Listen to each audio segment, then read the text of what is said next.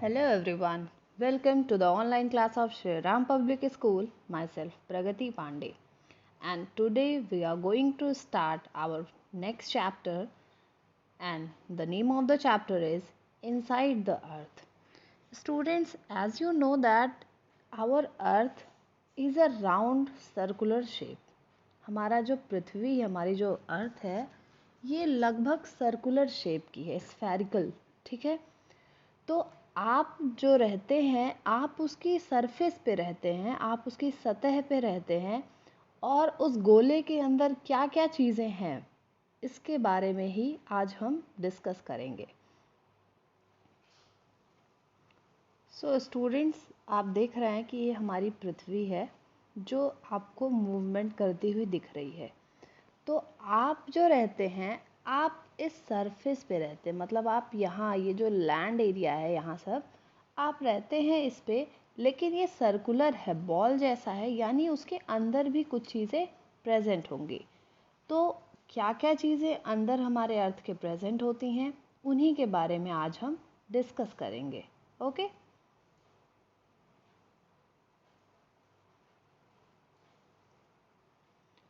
so now let us start with the content of the chapter. So as you know that the name of the chapter is Inside Our Earth. That means in this video we are going to discuss about the things which are present inside the earth and the atmosphere present inside the earth. As you know that our earth is having soil and water on its surface and along with some deeper sections also. तो जो land area है उसमें तो हम रहते हैं, मतलब उसके ऊपर तो हम रहते हैं, हम आप रहते हैं। और अर्थ के पास एक फोर्स है, ग्रेविटेशनल फोर्स जिसको कहा जाता है, जिसके हेल्प से जितनी भी चीज़ें अर्थ पर टिकी हुई हैं, इवन आपका घर, आप, हम सब, सभी जानवर, ये उस ग्रेविटेशनल फोर्स के वजह से हमारे अर्थ पे टिके हुए हैं। तो हमारे अर्थ के पास एक सुपर नेचुरल पावर है, दैट इज़ ग्रेविटेशनल फोर्स, जिससे वो सारी चीज़ों को अपने ऊपर होल्ड करके रखती है। अलॉन्ग विद दैट, जैसे ही सरफेस का एरिया ख़त्म हुआ जहाँ पे पेड़ पौधे हैं, इंसान हैं, उसके नीचे जो मिट्टी होती है, आपको पता है आपके पैरों के नीचे जो मिट्टी होती है, अगर आप उसको खोदना शुरू करें तो एक टाइम बाद आपको वाटर मिलता है। आपके बस्ती के एरिया में आप जानते हैं कि जो ग्राउंड वाटर है वो काफ़ी ज़्यादा यूज़ होता है। तो ग्राउंड वाटर कहाँ से आ रहा है? That is from inside the earth. तो हमारे अर्थ के अंदर along with groundwater we have many several things like stones, we have metals। जितने भी मेटल होते हैं हमारे अर्थ में वो सभी के सभी इनसाइड अर्थ मिलते हैं, और कुछ हैं जो आउटसाइड यानी कि उसके सरफेस पर भी प्रेजेंट होते हैं। तो अब हम डिटेल में डिस्कस करेंगे कि हमारे पृथ्वी के अंदर क्या क्या चीज़ें प्रेजेंट होती हैं। The earth our homeland is a dynamic planet. हमारा जो अर्थ है, जो हमारा होमलैंड है जिस पे हम रहते हैं, ये बहुत ही डायनेमिक प्लैनेट है। It is constantly undergoing changes inside and outside. जो हमारा अर्थ है इस पे बहुत सारे चेंजेस होते रहते हैं, इनसाइड अर्थ और आउटसाइड अर्थ, मतलब पृथ्वी के अंदर और पृथ्वी के बाहर भी। Have you ever wondered what lies in the interior of the अर्थ? क्या आपने कभी सोचा है कि हमारी पृथ्वी के अंदर क्या क्या चीज़ें प्रेजेंट होती हैं और पृथ्वी के अंदर का एटमॉस्फेयर कैसा है, और हमारी जो पृथ्वी है वो किस चीज़ से बनी हुई है? आप रहते तो हैं सरफेस पे, लेकिन वो बॉल जैसा जो स्ट्रक्चर आपको दिखता है उसके अंदर भी तो कुछ चीज़ें होंगी। जैसे कि हमारा जो फुटबॉल है उसके अंदर एयर होता है, हमारा जो क्रिकेट बॉल है उसके अंदर रबड़ होता है। तो अंदर भी क्या चीज़ें प्रेजेंट हैं ये हम आज डिस्कस करेंगे। Okay, now we have interior of the earth just like an onion. जैसे कि आपका प्याज आप देखते हैं कि ऊपर से वो पर्पलिश कलर का उसका लेयर होता है, लेकिन जैसे आप अनियन को छीलते हैं लेयर बाय लेयर उसमें प्रेजेंट होता है, मतलब कई सारी लेयर्स होती हैं। The earth is made up of several concentric layers which with one inside other. जैसे कि प्याज होता है, पे आज आप देखते हैं कि एक लेयर ऐसा है, इसके अंदर भी एक लेयर, उसके अंदर भी एक लेयर और उसके अंदर भी एक लेयर प्रेजेंट होती है। सेम इसी तरह जो हमारा अर्थ है वो ऐसा एक गोला है और उन गोलों के अंदर सेवरल और सर्कल्स प्रेजेंट होती हैं। इस वजह से इसको कंसेंट्रिक सर्किल भी कहा जाता है। जैसे ये एक बड़ा सा अर्थ का सरफेस था, इसके अंदर एक और लेयर है, उसके अंदर भी एक और लेयर, उसके अंदर भी ऐसे लेयर बाय लेयर प्रेजेंट है। तो कॉन्सेंट्रिक सर्कल या कॉन्सेंट्रिक कंडीशन तब होती है जब सेवरल सर्किल का सेंटर सेम हो। जैसे कि ये जो स्मॉलर सर्किल है, स्मॉलर सर्किल को आप देखेंगे तो इसका यहाँ पर सेंटर होगा, ऐसे ही इस बड़े वाले सर्किल का भी सेंटर यही सेम होगा। उसके बाद इससे बड़े वाले सर्किल का भी सेंटर यही होगा, सेंटर वाला, और इस सबसे ऊपर वाले सरफेस का भी सेंटर सेम होगा। मतलब बहुत सारी सर्कल जिनका सेम सेंटर होता है उनको कॉन्सेंट्रिक कहा जाता है। तो हमारा जो अर्थ है इसमें बहुत सारी लेयर होती हैं, जैसे हमारा ऑनियन होता है, कुछ उस तरह से लेयर बाय लेयर एक दूसरे के ऊपर अंदर ये प्रेजेंट होती हैं। तो जो सबसे अपर मोस्ट लेयर होती है हमारे अर्थ की, उसको कहा जाता है क्रस्ट। जैसे कि ये अर्थ है, इसके ऊपर का ये जो सबसे ऊपर वाली लेयर है, ये सबसे ऊपर वाली, इसको कहा जाता है क्रस्ट। इसको हम कहते हैं this is crust. So this is the top most layer of earth. इसके बाद आता है सेकेंड लेयर और थर्ड लेयर। अब ये जो क्रस्ट है ये कैसा होता है और इसकी कंडीशन कैसी होती है इसको देखेंगे। It is the thinnest of all the layers. ये सभी लेयर्स में सबसे पतला लेयर होता है। इट इज़ अबाउट 35 किलोमीटर्स, यह लगभग 35 किलोमीटर तक होता है। मतलब अगर आप इस डायग्राम को देखें, इस डायग्राम को अगर आप देखें तो जो सबसे ऊपर का लेयर है ये यहाँ तक का, ये है क्रस्ट। और ये जो क्रस्ट होता है ये इसकी जो चौड़ाई है, ये वाली चौड़ाई, ये होती है 35 किलोमीटर की। ओके, और ये कॉन्टिनेंटल मासेस में प्रेजेंट होता है। मतलब कि जो क्रस्ट होता है उसी पर हम आप रहते हैं, इसी क्रस्ट के ऊपर हम और आप रहते हैं। और जो लैंड एरिया होती है वो लगभग 5 किलोमीटर, ये 35 किलोमीटर तक की चौड़ाई इसकी होती है, लेकिन जो हम जिस पे रहते हैं वो 5 किलोमीटर्स का ही एरिया होता है, गहराई जिसको कहेंगे आप। The main mineral constitute of the continental mass are silica and alumina.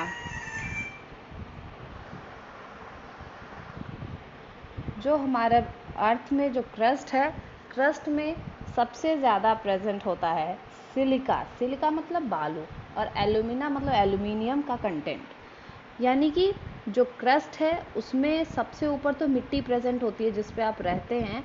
5 kilometre या 3 से 4 किलोमीटर तक सॉइल ही होती है। बहुत सारे जगह पे तो ग्राउंड वाटर भी प्रेजेंट होता है, लेकिन मैक्सिमम कंडीशंस में सॉइल प्रेजेंट होता है जिन पर आप खेती करते हैं। उसके बाद ये इसमें मैक्सिमम कंटेंट सिलिका और एल्यूमिना का होता है, यानी कि बालू और एल्यूमिनियम का कंटेंट बहुत ज़्यादा होता है।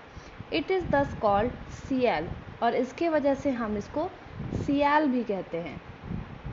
Okay, Si means silica, Cl जो है वो 2 वर्ड से बना है, Si और Al। Al मीन्स एल्यूमिना और Si means silica. The oceanic crust mainly consists of silica and magnesium. It is therefore called सीमा। जो जैसे कि जो हमारा अर्थ का क्रस्ट है, इस डायग्राम को आप देखेंगे, जो हमारा अर्थ का क्रस्ट है, आपको पता है कि जब पृथ्वी पर लोग रहते हैं तो वो कॉन्टिनेंट्स में ही रहते हैं। और जो हमारा सरफेस है इसमें ये ब्लू कलर के जो प्रेजेंट है ये ओशियन का पार्ट है, और जो ग्रीन कलर का प्रेजेंट है ये लैंड एरिया है जिस पे आप रहते हैं। मतलब आपके अर्थ के सरफेस के ऊपर लैंड और ओशियन दोनों प्रेजेंट होते हैं।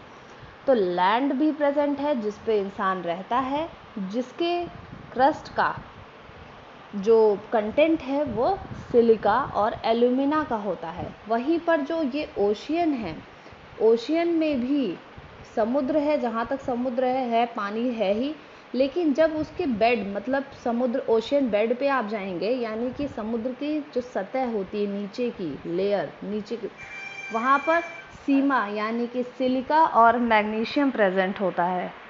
सिलिका यानी कि बालू और मैग्नीशियम यानी कि it is also a type of metal. तो हमारा जो लेयर है हमारे अर्थ की, उसके सबसे ऊपरी लेयर को क्रस्ट कहा जाता है, और जो क्रस्ट होता है इसमें कॉन्टिनेंटल मासेस यानी कि लैंड एरिया भी है जहाँ पर हम आप रहते हैं, और ओशियन एरिया भी है। लैंड एरिया का जो क्रस्ट है उसमें सिलिका और एल्यूमिना की मात्रा अधिक होती है, वहीं पर जो ओशियन पार्ट है, ओशियन पार्ट में सबसे ज़्यादा अधिक मात्रा सिलिका और मैग्नीशियम की होती है। जैसे ही समुद्र की गहराई ख़त्म होती है, उसका जो सरफेस होता है वहाँ पर सिलिका और मैग्नीशियम की मात्रा ज़्यादा होती है। यहाँ पर एक बॉक्स है जहाँ पर डू यू नो करके लिखा गया है। Let us read this also. The deepest mine in the world is in south Africa. Mine mean जैसे कोयले की खदानें होती है जहाँ से हीरा निकाला जाता है, उसी तरह की जो माइन है सबसे डीपेस्ट यानी सबसे गहरी माइन साउथ अफ्रीका में है, जो कि लगभग 4 किलोमीटर डीप है। इन सर्च ऑफ ऑयल, एक बार क्या हुआ कि तेल की खोज में इंजीनियर्स ने एक गड्ढा खोदना शुरू किया, और खोदते खोदते वो 6 किलोमीटर गहराई तक उन्होंने खुदाई की कि कहीं तो तेल मिले। उन्होंने सोचा कि हम जो हमारा अर्थ है उसके सेंटर यानी एकदम जैसे सर्कल आप पढ़ते हैं, सर्कल में जो उसका सेंटर होता है दैट इज़ द पॉइंट जहाँ से किनारे की डिस्टेंस पूरे सर्कल की सेम होती है।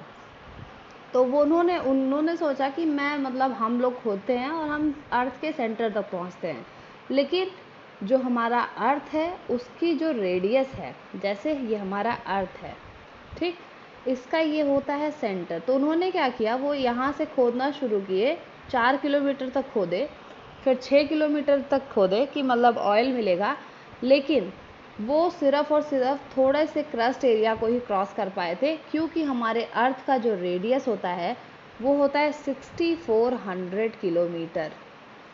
अब आप सोचिए 6400 किलोमीटर जिस चीज़ का रेडियस है, इतनी डिस्टेंस, उसमें ये लोग सिर्फ 6 किलोमीटर खोद पाए थे।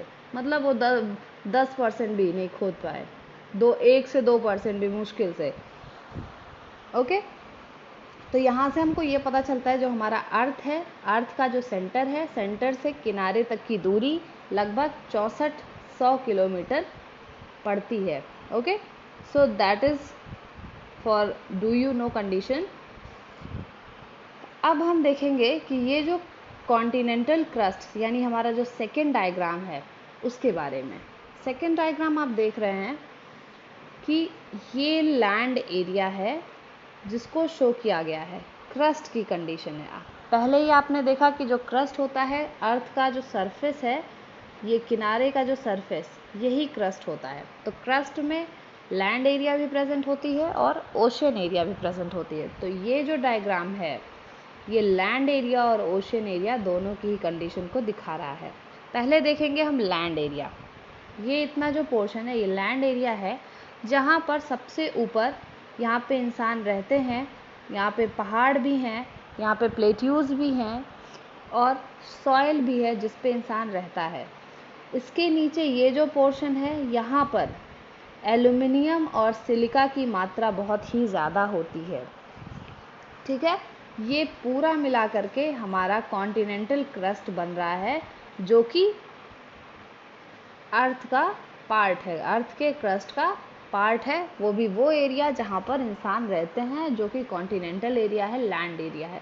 इसके बाद क्रस्ट का एक पार्ट और आता है जो ओशियनिक पार्ट है। जैसे कि ये ओशियनिक पार्ट में जहाँ तक पानी है उस चीज़ को छोड़ दिया जाए, लेकिन उसके नीचे जो ओशन का बेड होता है, सरफेस होता है, सरफेस के नीचे यहाँ सब प्रेजेंट होता है सिलिका और मैग्नीशियम। सिलिका और मैग्नीशियम का कंटेंट ज़्यादा होता है, इसलिए हम इसको कॉन्टिनेंटल क्रस्ट कहते हैं और इसको ओशियनिक क्रस्ट कहते हैं। कॉन्टिनेंटल क्रस्ट में सिलिका और एल्यूमिनियम प्रेजेंट होता है, वहीं पर ओशियनिक क्रस्ट में सिलिका और मैग्नीशियम प्रेजेंट होता है। और इसके नीचे यहाँ सब हम आ जाते हैं तो अर्थ की सेकेंड लेयर जो कि मैंटल होती है उसके बारे में। Okay, so that is all for today, guys. Your assignment work is write the difference between continental crust and ocean crust. That's all for today. Thank you, everyone.